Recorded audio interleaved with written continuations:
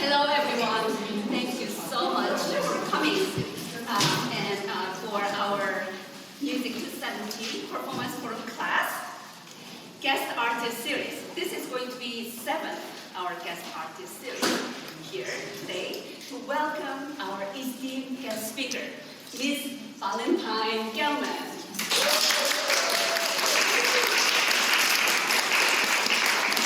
Ms. Gelman is currently a Senior Vice President of Advancement at the Music Center and serves as an ambassador for renowned development program, focusing on increasing contributed revenue for the Music Center.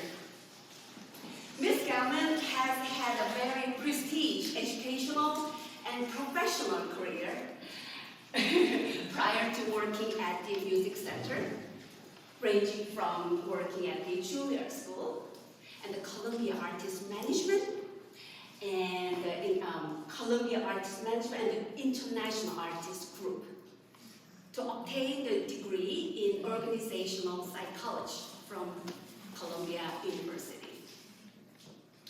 I'm hopeful that her experience and high level of professionalism will inspire many of you to understand that the career in the art and music administration world has no bounds. We are so honored to have Valentine here to speak today, and I hope you will enjoy her presentation. Good morning, or I guess almost good afternoon. Thank you for inviting me here. When Jenny was kind enough to invite me to come and speak to you all today, I was really honored and also excited because I heard so much about this campus. I live in South Pasadena, but my work usually takes me to the west side, so I have not been this far east.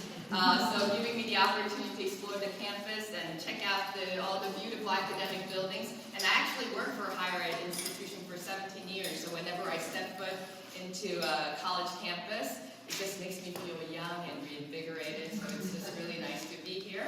And also, another thing I realized when she asked me to come and speak to this class, I realized that I'm old, because usually people come and ask and speak in front of young people when you've kind of lived your life, much of your life, and have some experience, and you're aging. So that was another realization I had. So this year actually marks 30 years since I started my professional journey. It was not a conventional journey, but it's been an interesting one, and I really hope that by starting this journey 30 years earlier, before you guys are about to embark on this journey, that I can offer some things of value from some lessons learned and the realizations I've had over the years. So that's what we're going to talk about today. So I think I'm controlling my own slides today. So, introduction. This is a little blurry, right? You guys, can you see? Okay. So, I want to ask you, how many jobs do you think a person usually has in his or her lifetime? Any guesses? How many jobs? 20. 26? Sure. Is that what you said? Anybody else guess? I would say probably around 10 if you're counting entry level. Yeah. Anybody else? The Price is Right approach. One. Oh, interesting. Okay. All right. So if we try the Price is Right approach, I would say the lady over here wins, because the average number of jobs that a given person has in his or her lifetime is 12, right? But given the students that are here who specializes in the arts, or you guys are, I guess, performing students, right? Training to be an artist, you could either have one career if you join an orchestra and you're a lifer and you decide to stay with that orchestra for a long time, or in case of some creative musicians, they end up having 120 careers because they have gigs every other night, flying all over the place. So I think for performing artists, this is a very fluid and very broad spectrum of number of jobs that you're going to have in your lifetime. Just out of curiosity, how many of you expect to stay in the performing career all of your life? How many of you are anticipating? So I'm going to be in performance and performance only. Okay, and how many of you anticipate that, okay, I may perform perform a little, but I may not, I may do jobs that are related to performing arts, but not really, just perform, but do things outside of performing arts, okay? Half and half, okay, so that's interesting. So I want to give you a little stats. Otis College, the Otis College of Arts, they put out a creative economy report every year, looking at California and sort of the economic value that it produces in the state of California. And I just was at a meeting where they were sharing the outcomes from 2021 about creative economy of California. In 2021, the GRP, which is equivalent to GDP, that's the total monetary value of all the goods and services related to creative economy. And when I say creative economy, there are 5 areas. One is entertainment, and that covers gaming and also Hollywood. And fine and performing arts, which is what we're here for today. And then you have creative products, like design products, architecture, and finally fashion. So when I say creative economy, those are the areas that I'm referring to. And those 5 areas generate 3.4 trillion GRP in the state of California alone. So that's a lot of money, right? And a lot of economic power. So you want to participate and also be part of that economy. And they also, not only that, there are 1.8 million jobs that were in creative economy in 2021. So think about that, the magnitude of the economic power, especially in the state of California, what that means for you. But that's not all in performing. Now, since the pandemic, I have to say, the bad news is the area that's been hit the hardest in the creative economy is fine and performing arts. So they lost about 19% of the jobs in the fine arts and performing arts category. So that's not a good news for us. But I think there's a way in which we can think about our jobs, not just siloed to performing arts, but maybe hybrid jobs, maybe performing arts that's related to entertainment industry, performing arts related to fashion, performing arts related to architecture. It's an interesting way to think about that, because I know at Claremont Graduate University, because I did a little bit of homework, you guys believe in multidisciplinary sort of approach the work you do. And I think that's really a forward-looking, progressive way of thinking about your career and your job and your place in the world. So, now, the next slide. This is where I have to get a little vulnerable here. So my personal journey. You see this picture to the left?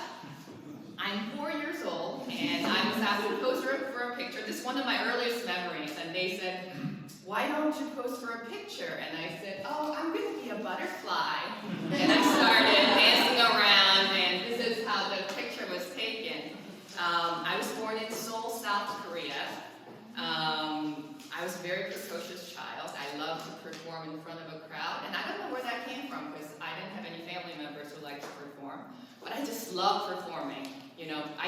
On demand, my mother would say, "Why don't you sing for our family, extended family, the family holiday?" And I would just stand up and start not only sing, but actually do some creative choreography to go along with it. And people just loved it and started clapping, and I think I just loved, thinking back, I think I just love seeing joy, and that I have power to bring joy to people.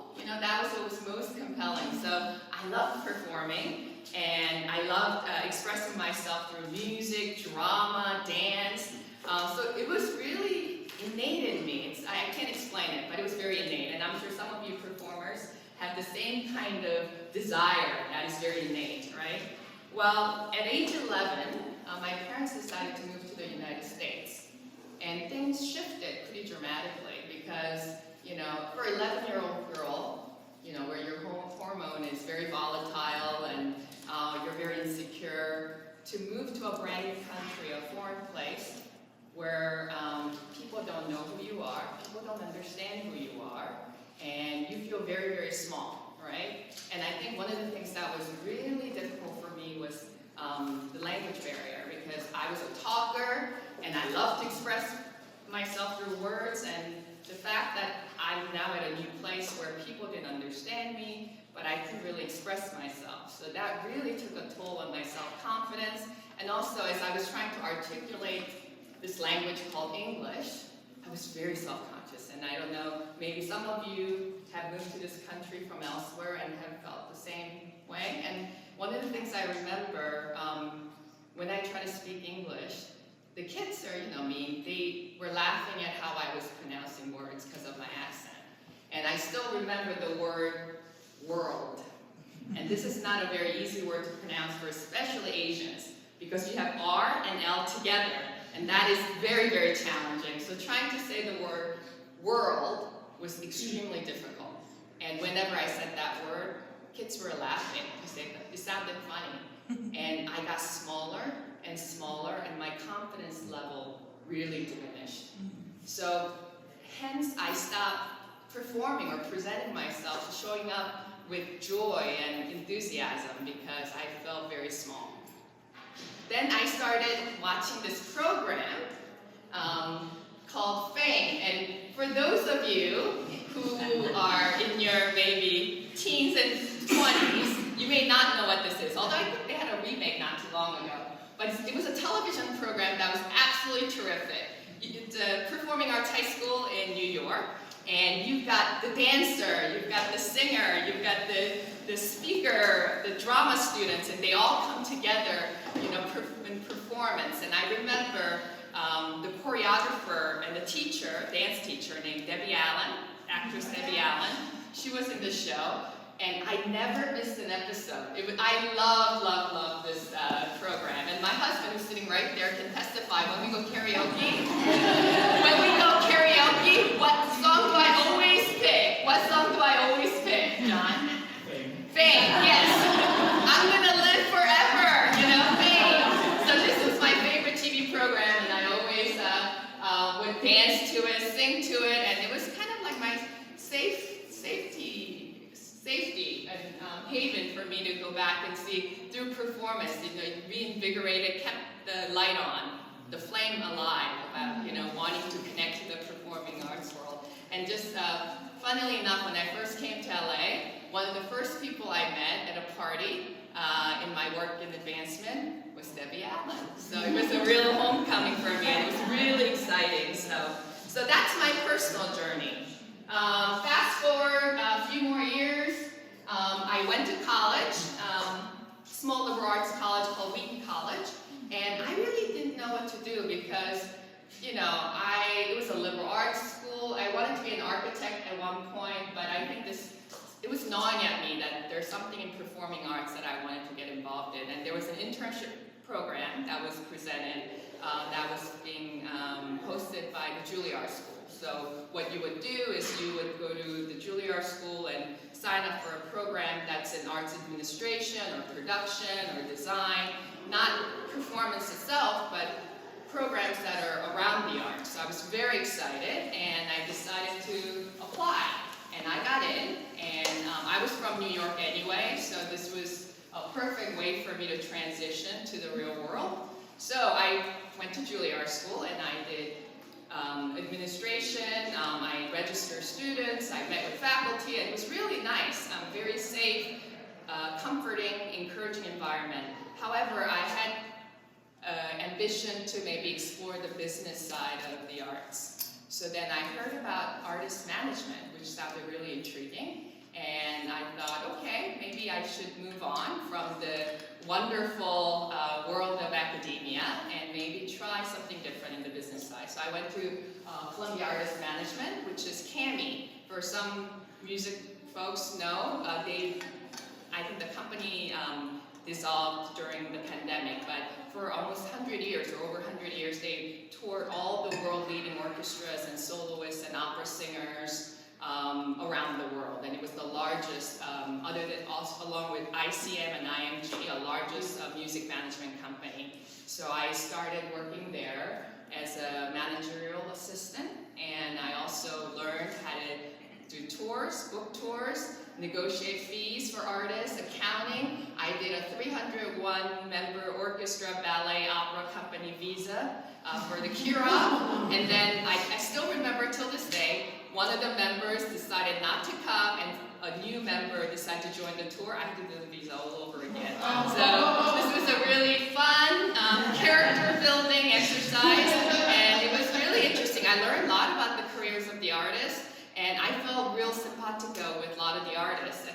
wanted them to succeed, and the fact that I could have a role in that was quite exciting.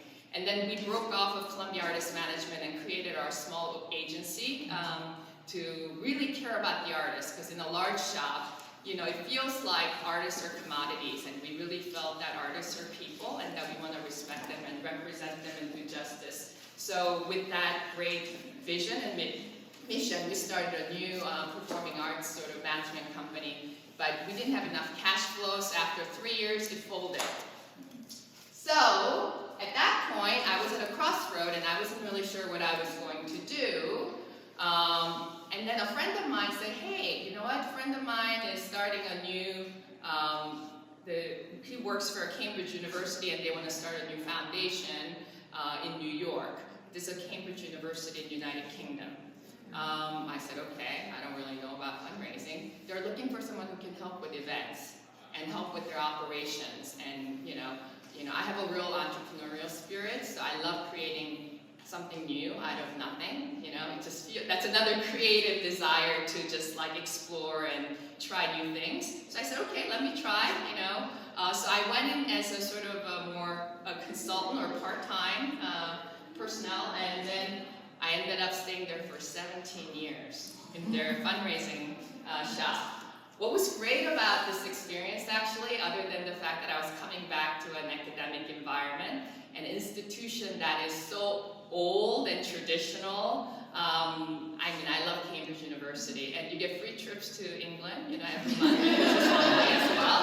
But I mean, the university is 800 years old. Just think about the kind of rich culture, history, and experience you can have. And you know, you'll be sitting at I mean, it's a Harry Potter, right out of Harry Potter, the campus. And you would have dined with all the folks there, and you could be sitting across from a Nobel laureate. I still remember sitting across from a gentleman who was not making a big deal of what he was doing. Turns out that he invented in vitro, and he had a Nobel Prize for it. So, I mean, this is the kind of exchange you have, and they don't allow you to sit next to people you know at the high table at the dining hall. You have to sit next to strangers or people you haven't talked to before, and I thought that was a really wonderful way to create dialogues that are interdisciplinary, right? Anyway, I learned everything I know about fundraising at Cambridge University, not just the art side, but also the science, because there's a lot of data analytics and the technology behind fundraising, and there's actually method to this madness thing called fundraising. We use software that's about relationships and how we manage relationships and different cycle of the relationship. Data analytics, there's the big data you do for much broader based constituents, and then you use more art of fundraising for high principal gifts and major gifts, prospects and donors. So I learned a lot, and it was such a wonderful time in my life, at Cambridge University.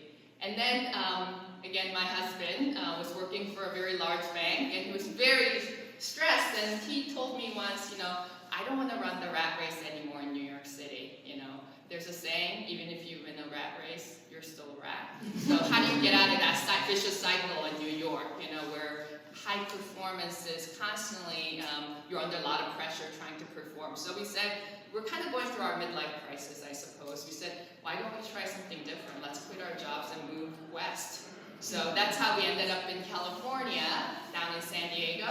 And at that point, the agreement was that we're going to take a sabbatical for about a year from our careers. But actually, that did not happen, because as soon as I moved to the West Coast, I got approached by a headhunter with a job opportunity. And I was like, no, you know, I'm going to take a year off. I worked really hard. I deserve it, you know. But she said, well, actually, this is a kind of not a university or a hospital, which is where I was focused, but it's really, it's a performing arts center in Los Angeles. And I thought, wow. And I got interested because I started my career in the arts. You know, I was to the arts when I was 4 years old. Something really spoke to me. And as soon as I heard that it was at a performing arts center, I said, okay, let me go talk to them and see what this is about. And I met Rachel Moore, who's the president of the Music Center, and that was 7 years ago. And I haven't looked back since. I'm at a job that I absolutely love. And one thing that's most compelling about my job right now is our vision. And I think every organization needs a compelling vision. And our vision is to deepen the cultural lives of every angel we know. That's a very tall order, through multidisciplinary and relevant programs. So, this notion of the arts being mighty excellence, and I think that's all wonderful, but at the end of the day, if it's not relevant, and you can't reach a lot of people in your community, then you haven't done your job. And this notion of art being relevant, not just art for our sake, but art being really relevant in our lives is very compelling. And the access piece was also really compelling. And the multidisciplinary piece was really compelling for me too. So with this incredibly inspiring vision, I decided to join the Music Center, and we're doing some great work right now in engaging the community to really not find it intimidating engaging with the performing arts. So that's where we are. So that's my journey. I thought that was a long, I think, part of the journey. So what have I learned through my journey? So I like to, when I interview people for my department, there's one question that I always ask, and that question is, are you a generalist by nature, or are you a specialist by nature? And I usually stump them because they haven't really thought about it very carefully. And this is something I struggled with all my life, because our society tells you when you specialize in something very deeply, then you're accomplished. But if you have lots of interests and do lots of different things, then you're a dilettante, right? So this is what the society tells us. I'm a generalist by nature. I did liberal arts education. I have lots of interests. I get bored very easily. So I had a real professional struggle throughout my career at not being able to pin down into one very specific industry. But this is an important question for you to ask yourselves, those of you who are ready to embark on a career. And I know that this is a performance class, right? So you guys are by nature specialists because you specialize in one instrument. But you know why I have this picture of Tiger Woods and Roger Federer here?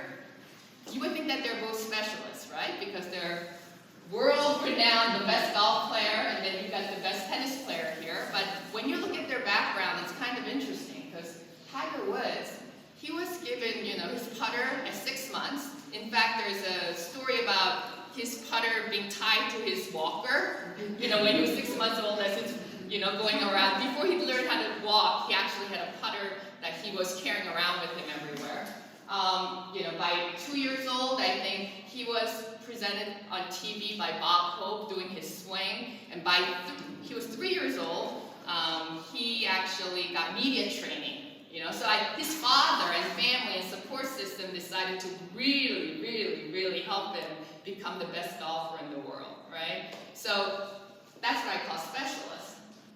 Roger Federer, on the other hand, he didn't play his first competition until he was 14. He skied, he skateboarded, he was very interested in soccer, basketball. He did lots of different sports. And his mother, who was a tennis coach, refused to coach him because she wanted him to be more well-versed in lots of different sports, right? So he didn't really specialize. Even within his specialty as an athlete, he didn't specialize till later in his life, 14. I wasn't doing anything when I was 14.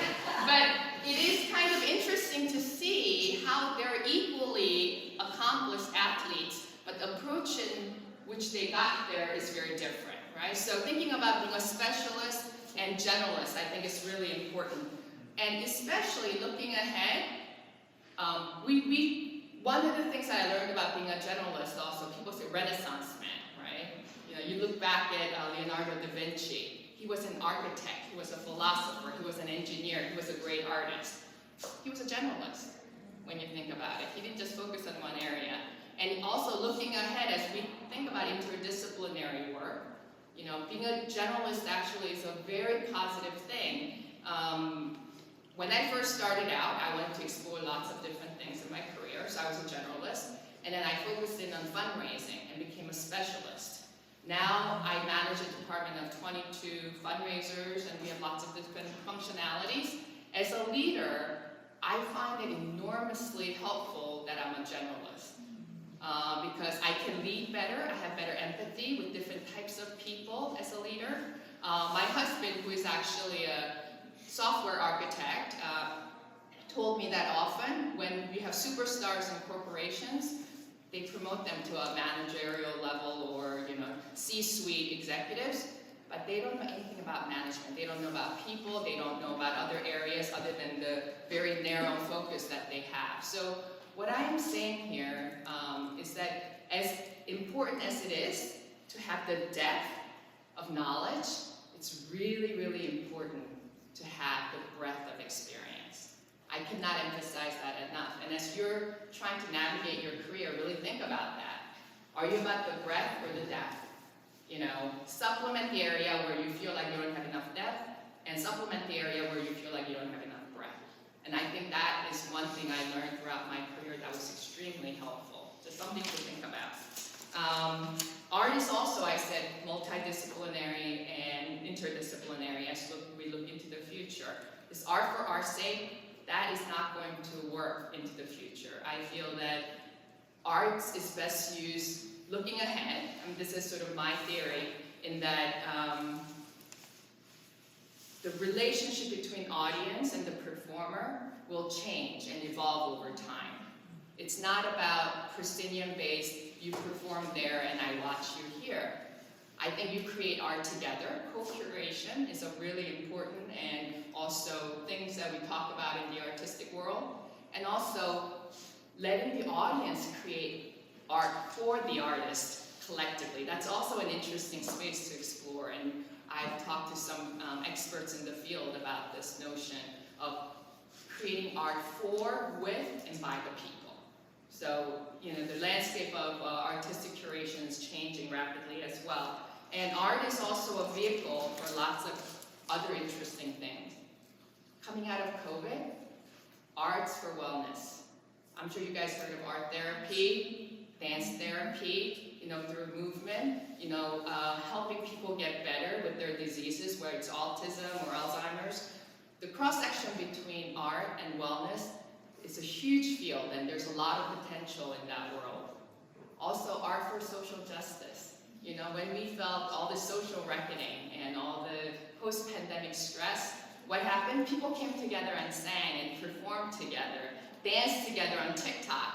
It's really a healing power and also a tool for social justice and social change. So I really believe that there's a power that goes beyond just excellence and beauty of the art that we do.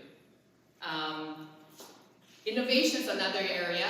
There's a lot of interesting artists who are working with technology to really showcase their art. This intersection between art and technology is another great area for people to explore. So I've just given you a much broader way to think about your art and your performance, right? Stay curious and explore your interests outside of your expertise. I think this is something you really need to keep in mind. Staying curious is the most powerful way for you to really learn and enrich your life. So, okay, so now moving on, I want to talk a little bit about some of the superpowers that you may not know you have.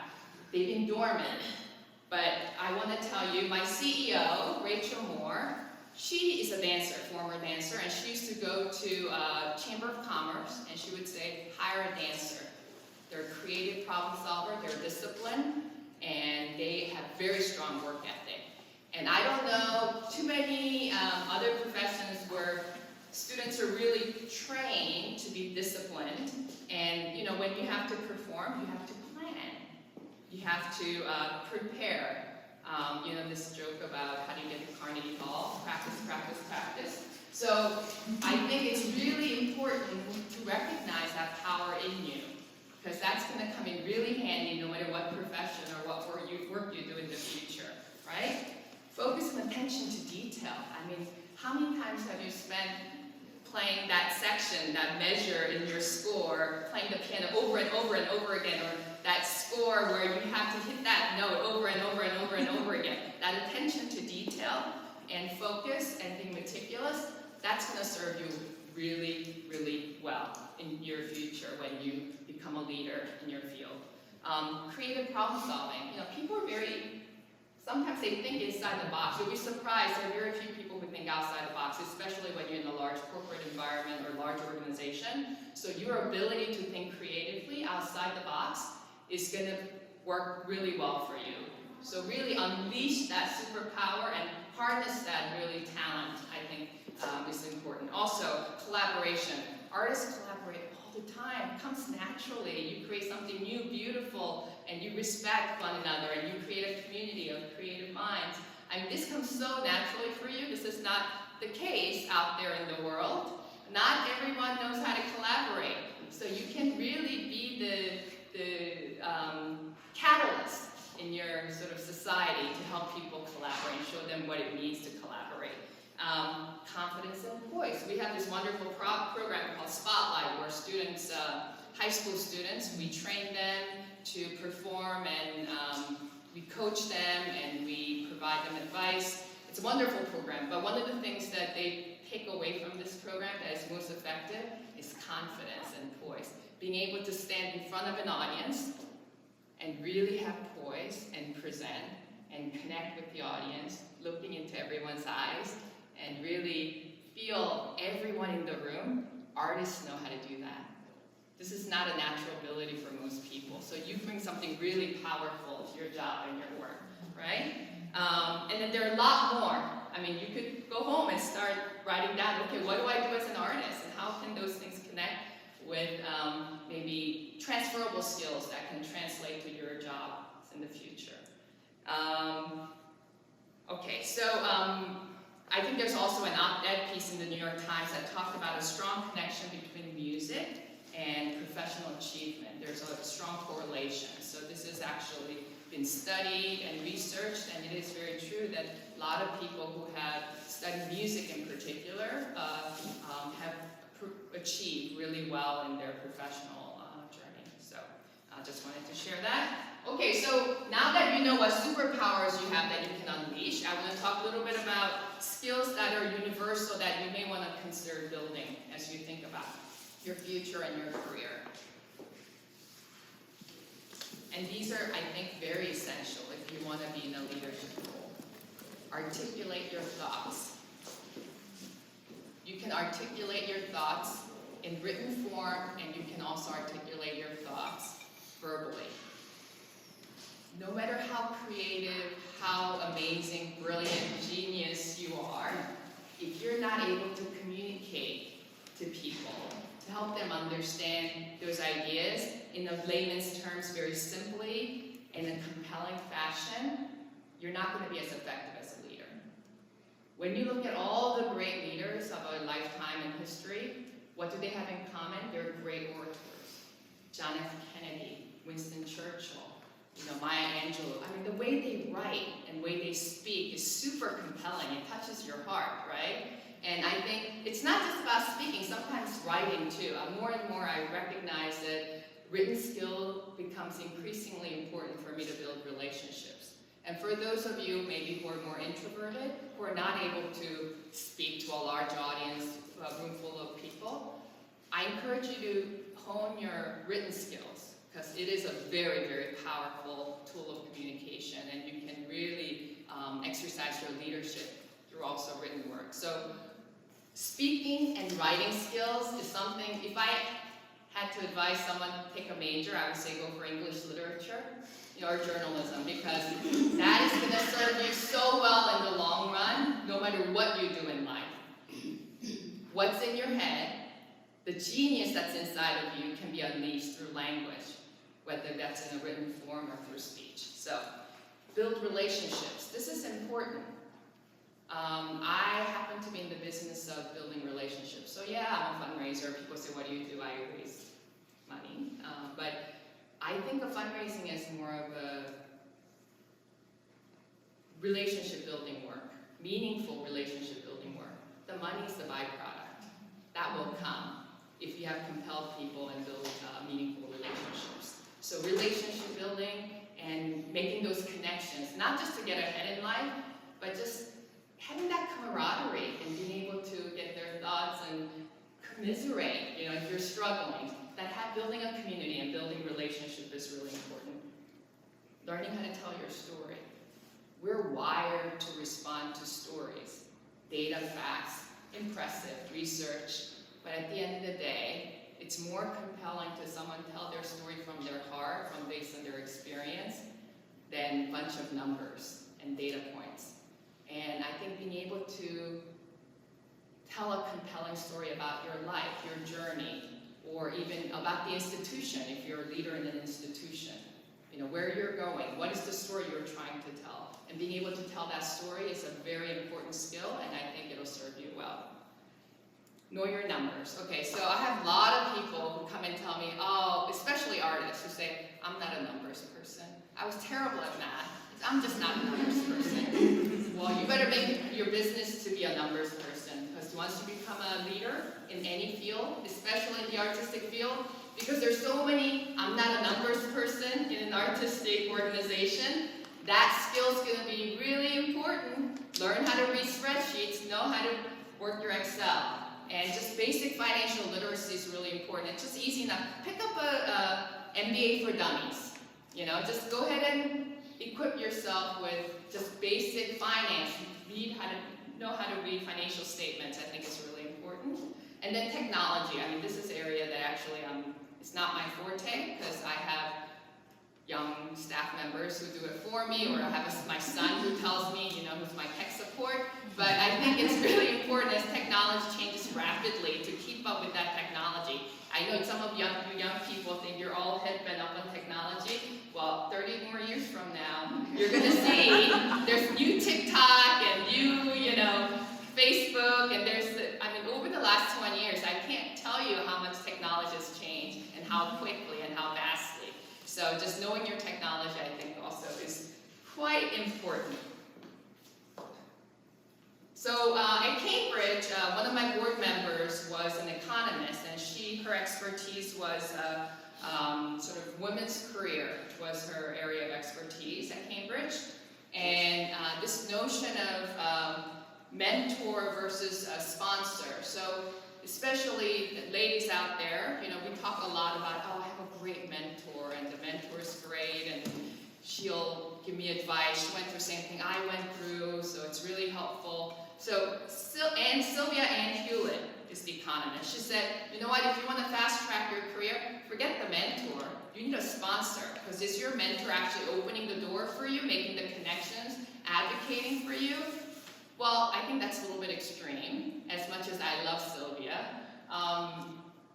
Just looking for a sponsor to get ahead in life, I don't know, it feels a little bit disingenuous to me. But I think what's important to acknowledge is that maybe you need both a mentor and a sponsor. So think about an athlete, using an athlete as an example. You have a coach who will fine-tune your skills and who will coach you and give you advice and be there for you. And then you have a manager who promotes your career, who signs up for promotions and contracts. So it's kind of similar with our career trajectory too. I think you absolutely need someone who has an empathetic ear and guides you and gives you advice and make introductions and provide feedback, which is a coach, and that's a mentor, right? Who kind of understands what you're going through, and generally it's of same gender, similar professions, similar ethnic group. Mentor comes from that group of people. Well, when it comes to sponsors, it doesn't matter. It's whoever's going to help you get to where you need to go, right? So, does everyone know Sheryl Sandberg, right? She's the former CEO of Facebook. She is very accomplished. So, Sheryl Sandberg had an amazing advocate and a sponsor, and that was Larry Summers. Larry Summers is a former president of Harvard, but also worked for 2 presidential administrations, Bill Clinton as well as Barack Obama. Larry Summers opened doors for Sheryl Sandberg in a way that she couldn't even imagine. That got her to where she is. He made introductions for her, advocated for her, he was her champion, so it really helped to really propel her career in a different trajectory. So I think thinking about, in addition to having mentors, which is really important for our souls, I think having a sponsor to really get you to where you need to go in a practical way is also important. So I just wanted to share that with you. So we're almost there. I know we're maybe running out a little bit of time. So finally, paying it forward.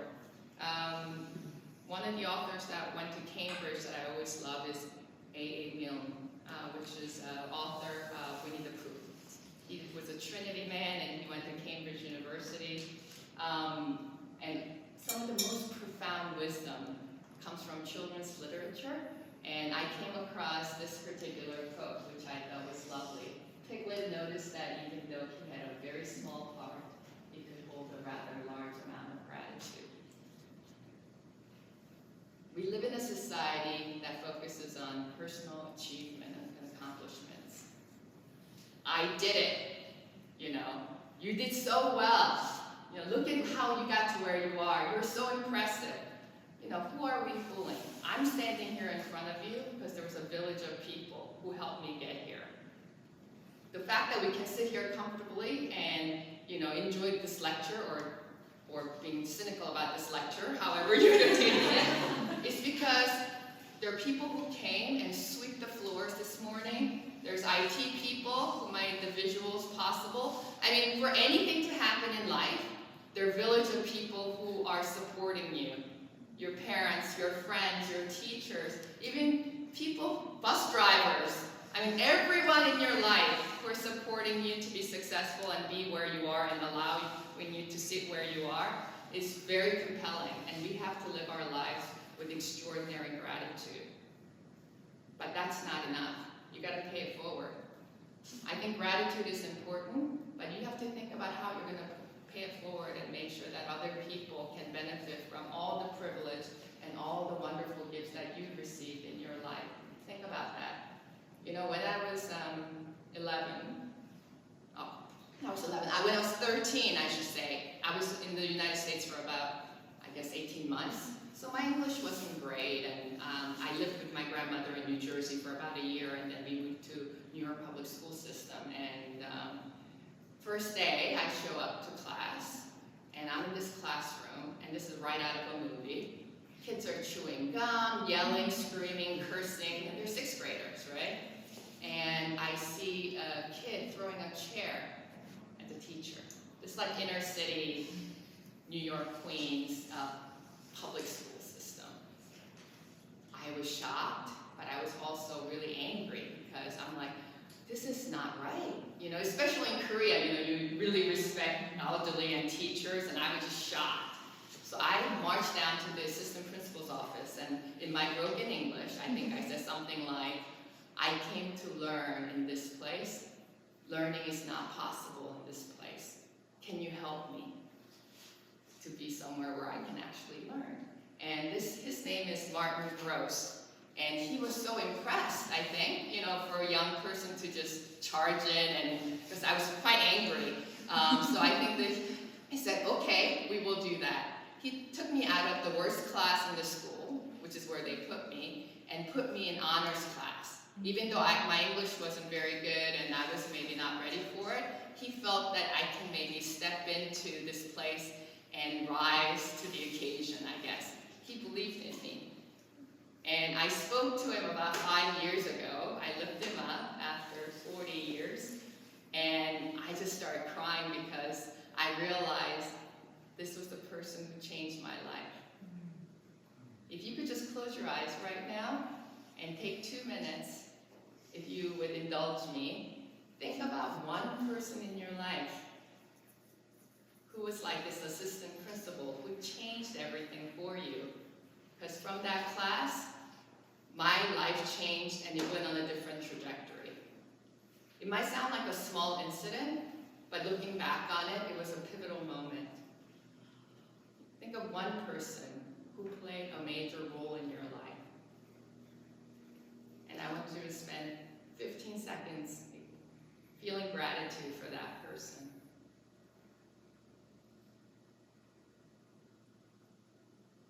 So gratitude, very important. And being generous is also important. Philanthropy, which is the work I do, when you look at the etymology of philanthropy, philo is love, anthropy is humankind, mankind, love of mankind. That's what philanthropy means. And I feel super privileged to be doing that work right now. But you can all be philanthropic, even if you don't have money or resources, because you can give your time, you can give your energy. Sometimes financial resources is a good way to do it. philanthropy, love of mankind. There's an author and also TED speaker who's very popular. His name is Simon Sinek. He's a popular psychologist. Many of you might have seen his TED Talk. So he talks about start with why. I have a book that I read not too long ago. Start with why. You know, our society wants us to define what we are, right? When you're little, what do they say? What do you want to be when you grow up? What do you do for a living? What is very important, the output, the final outcome. But until you're able to answer the question why do you do what you do? Why are you where you are sitting today? That's the only way to really drive your career and your purpose in life, I think. I was so focused on achieving for a long time in my career that I never asked that question until maybe more recently about why am I doing what I'm doing? Because that's your passion, that's your purpose. And until you can answer that question, the what is not meaningful. So try to ask yourself on a regular basis, or every so often, why? Why do you do the work you do? And why are you there doing what you do? So anyway, and then building up community and fostering our community is also a really important part of our work. Like I said, in a post-pandemic world and social reckoning world, it's very easy to protect ourselves and think, you know what? I'm going to build walls because it's safe. Because when you're scared and when you have the fear of the unknown, our natural instinct is to build walls, right? Because it feels safe. But if you want to build really meaningful relationships in your community, what's really important is to build bridges. How do you do that? And this is a really hard thing to do. Be vulnerable. You know, me standing here, I feel, you know, they asked me if I wanted a podium, and I said no, because, you know, I wanted to be vulnerable. Speaking in front of, even if it's not a big group, and I speak in front of large groups all the time, I was actually a little bit nervous about today, because I feel like, oh my God, whatever I say to these young people, I hope I don't like contaminate their minds, and I hope that I can be helpful. And I wanted to be vulnerable, and I said, no, actually, I think podium is not required, because I wanted to stand in front of you and show you that I'm not remarkable. I mean, I just kind of went through my career. I immigrated to this country. I wasn't particularly smarter or special, but the world has been good to me. And also, I think I maybe had a little bit of courage to become vulnerable with people that are around me. And that helped me to build really meaningful relationships and support network of people who care about me. So if you take away anything today, I would say, have courage to be vulnerable a little bit. That really builds bridges. You'll be surprised, you know? When you're a performer, you have to be all put together, you have to be curated, you have to be excellent. That's a lot of pressure. But you know we're not perfect. You know we're all broken. And we're all stressed, especially coming out of this crazy thing called pandemic. So open yourself up a little bit. You'll be surprised. A lot of people will respond in the same way, and you'll create really meaningful bridges. So I will close with my favorite quote related to philanthropy. Winston Churchill. We make a living by what we get, but we make a life by what we give. Think about how you can give back. Pay it forward. And also, you know, lately I was reading the book that I'm reading right now is by a guy named David Brooks, who's a New York Times op-ed writer. And you know, he went through sort of midlife crisis when he turned 60. He got divorced, and he's a very smart guy and very well-known writer. But he started to soul search a little bit. And he talks about resonate virtues, and he talks about eulogy virtues. And I thought that was really fascinating. Resonate virtues about presenting best of yourself, building your credentials and skills, and showing up externally to the world, the best that you can be. Do good, strengthen your skills for your job. But you know, you guys, I'm a little older than you, maybe about 30 years older than you. I'm I started thinking about my eulogy virtues. Not do good, but be good. You see the difference? Be authentic, be vulnerable. How do I want to be remembered, at the end of the day? And what would my eulogy be like? So eulogy virtues. You're not going to think about them till later in your life, but I think you can get a head start now thinking about your eulogy virtues as opposed to your resume virtues. What I talked about mostly is about resume virtues today, about building your career, unleashing your strengths, and so on and so forth. But occasionally, if you're inspired, I encourage you to think a little bit about your eulogy virtues. And I want to thank you for paying attention and not walking out. Thank you for inviting me to give me the privilege to really share a little bit of ideas and some of the experiences I've had in my career and my lifetime. And thank you for your time. And thank you, Jenny, for inviting me and giving me the opportunity today. So thank you.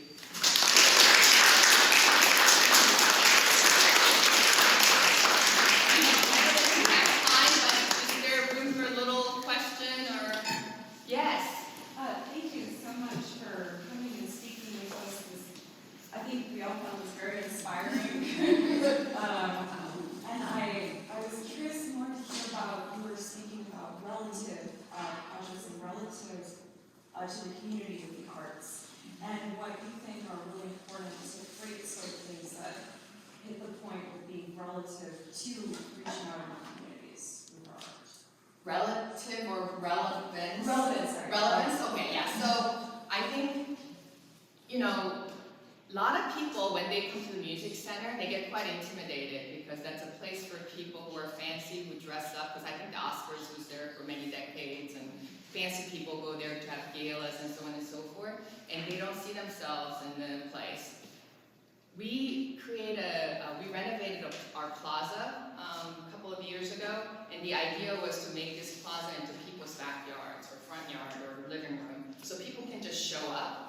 So they don't have to come to Music Center to see a performance, but to be able to come and just be and engage, and with the sort of the art form that's just available on the plaza. There could be a performance, there could be people just having a picnic, there could be some people just playing. We had this like miniature golf setup where kids can just come and play. So I think when you make the art form a little less intimidating, this idea of impresario model, you've got this excellent artist and artistic director, and we should all worship and follow what he says is good and as excellent. I mean, there's room for that. I love opera and symphonic music, but for most people in different cultures, that is very foreign.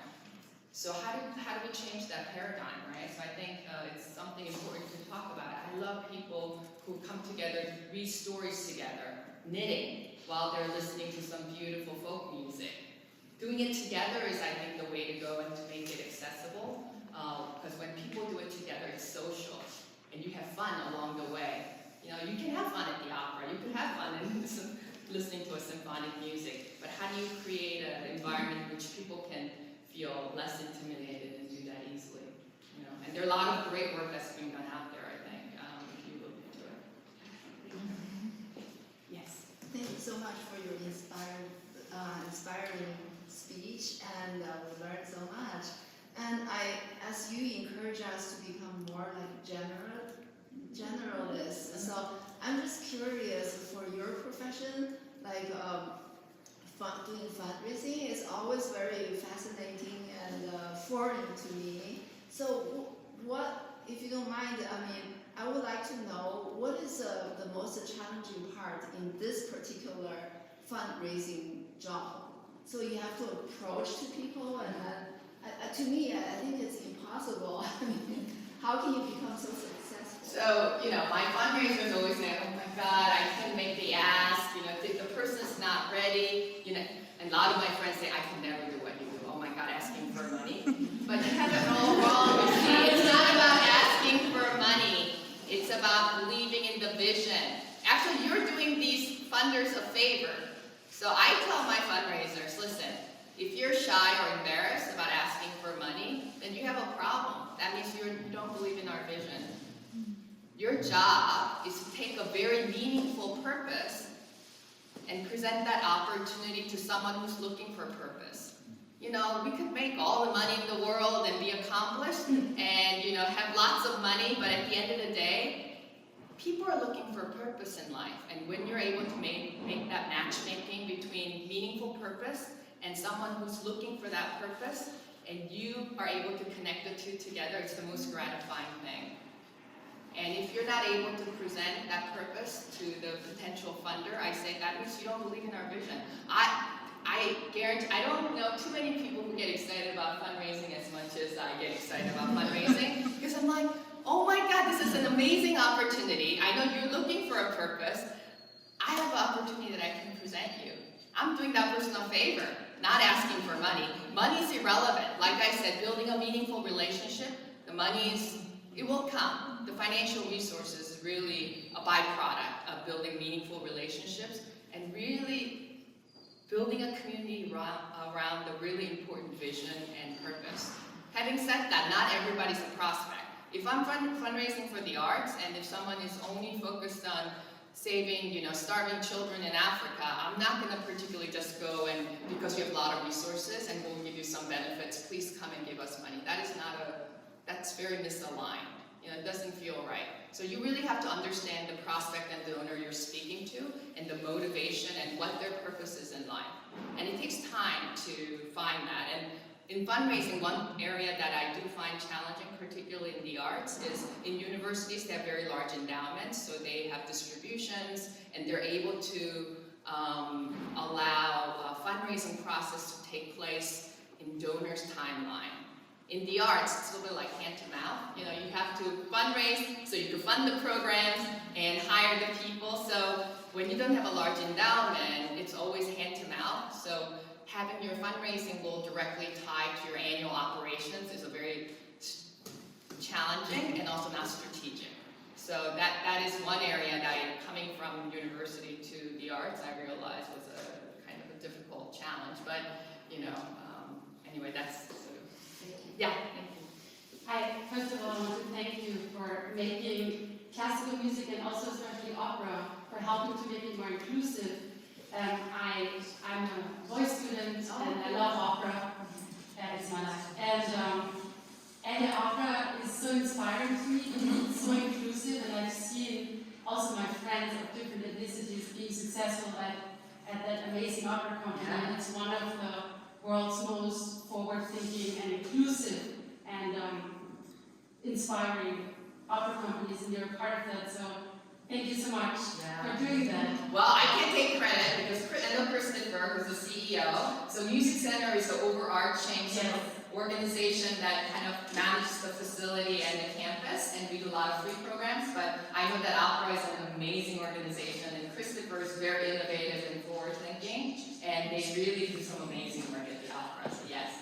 Yeah, but I'm sure, I also, for all the other institutions that are part of the Music Center, I know that that's a mission, and you shared that, and I think that's really one of the things that you mentioned that we want to, that is part of our goal, I think, I hope, as artists.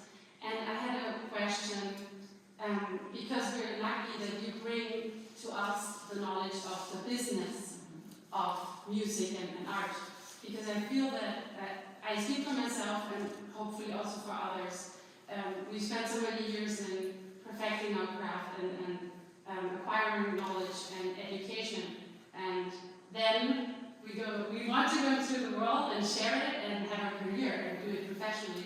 And so, and you also, with your experiences at Columbia Artist Management, what would you recommend to break into the business and to actually start a business, because we have to basically start our own businesses? What would you recommend how to start that as a performer? Yeah, I think you could find some network of advisors or people who have been in the industry, and I'll teach you a little trick. So, you know, sometimes it's hard to get a job interview, like in an organization that you want to work for.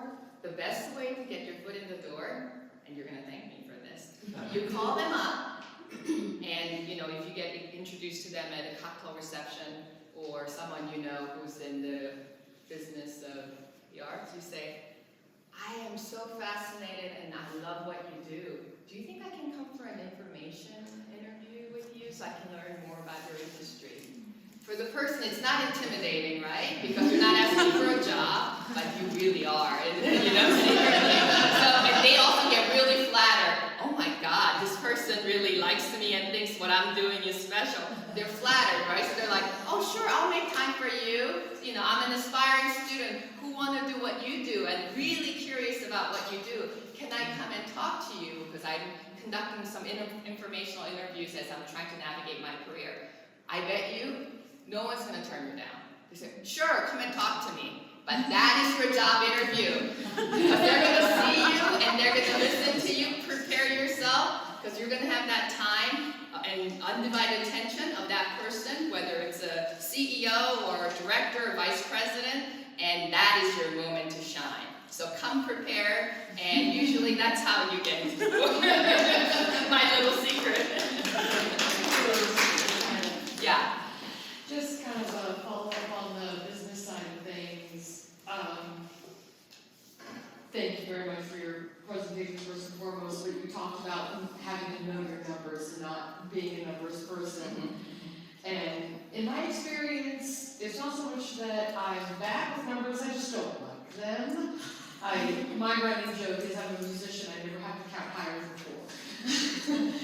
But what would be some good resources to make sure that you have those good fundamentals? Yeah, I think there are a lot of classes out there right now about personal finance, but also like even taking something as rudimentary as like Excel 101 and see how you can manipulate numbers and create tables, and just ask your like friends, relatives, or family members who may be more skilled in this area. And just to comment on not liking numbers, think of it this way. Sometimes we don't want to exercise, but we want to be fit. So you have to do the exercise to stay fit, right? So I think you have to sometimes do some things that for a bigger and better outcome, you have to, it's part of character building exercise.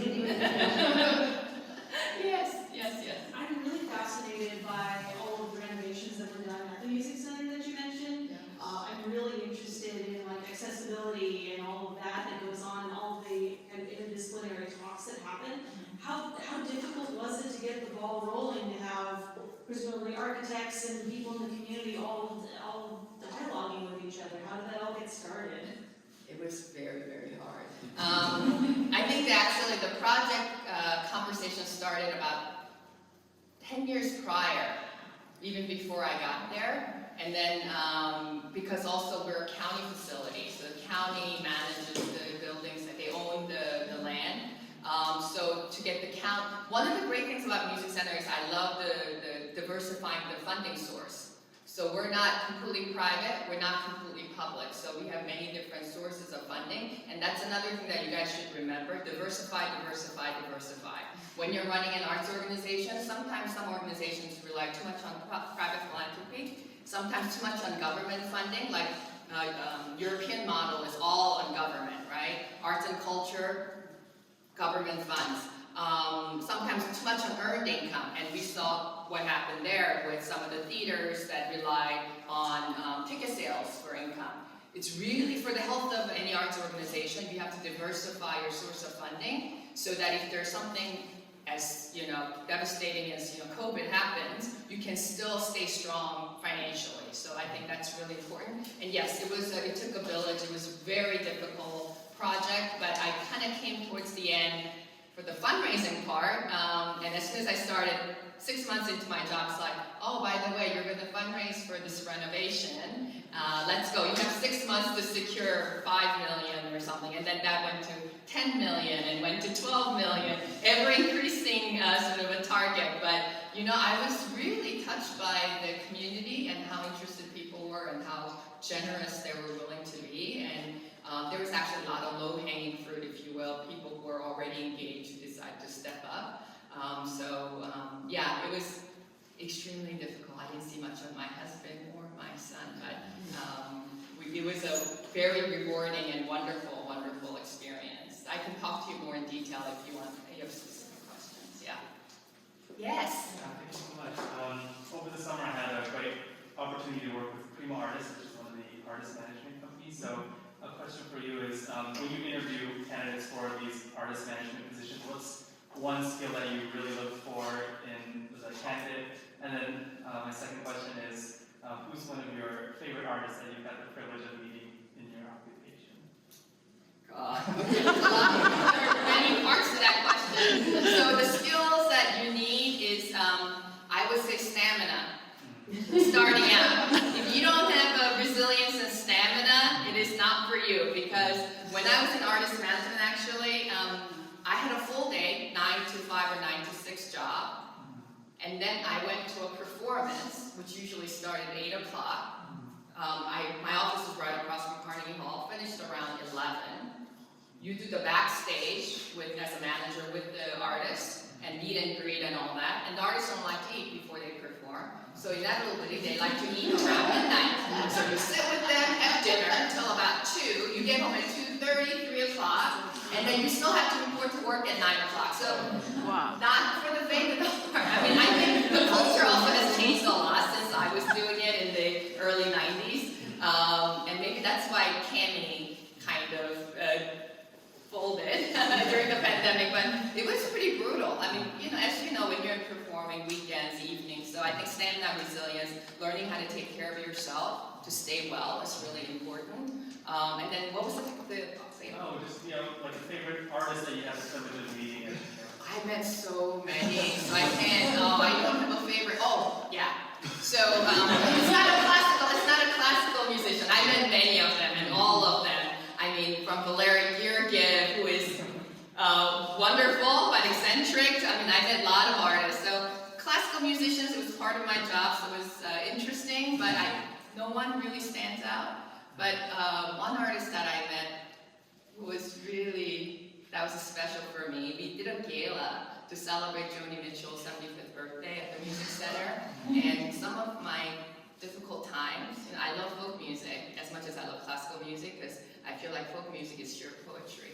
I love the poetry in folk music. And Joni Mitchell's Blue album is by far most profound and compelling album I've ever heard. And growing up, I listened to it quite a bit during my college years. And we did a birthday party and a gala for her at the Music Center. And I was very busy working with donors and all the celebrities and Vanity Fair people and Tom Hanks and all it's all very glamorous, but when you're working, 80 hours a week trying to make it all happen, you don't think about that. And it was at the end of the evening, and Joni was sitting in her wheelchair, and that's when I decided to unleash my fan on her. And I just walked over to her and held her hand, and I said, "You really affected me in a profound way, and I'm so happy to meet you." And I work with the Music Center, and I just cannot tell you how happy I am that I had a privilege to organize this evening. And then she said, "Don't shake my hand, come here." And then she gave me a huge hug. So that is definitely a moment where I said, "Oh my God, I have arrived." Yeah. What is the biggest advice to give to artists or trying to start a business or school with fundraising and finding sponsors? There's a lot in there. So Artists or because I'm an artist, but I also run a music school. So what is a piece of advice for like a new upcoming school to find sponsors or fundraisers and bringing out awareness for young kids to the community and with classical music?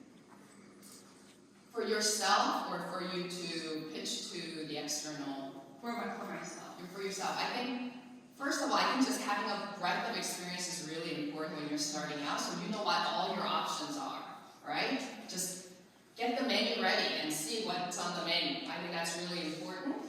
And then I think asking yourself, as I said before, why? And see if there's anything that's compelling for you, and then ask yourself why. Why is it compelling? And then you can maybe start to hone in on a very particular area that you feel most compelled. And then just ask experts, people in the field who are very knowledgeable and have a lot of experience in that area. So you can look, life is a learning process. You know, you guys think once you're done with school, you can go ahead and now start to work, but learning should never end. The whole life is a learning process, and when you have that kind of attitude, I think, you're going to enrich your life, and your work's going to become more meaningful. I don't know if I answered that question. I would have a more specific dialogue after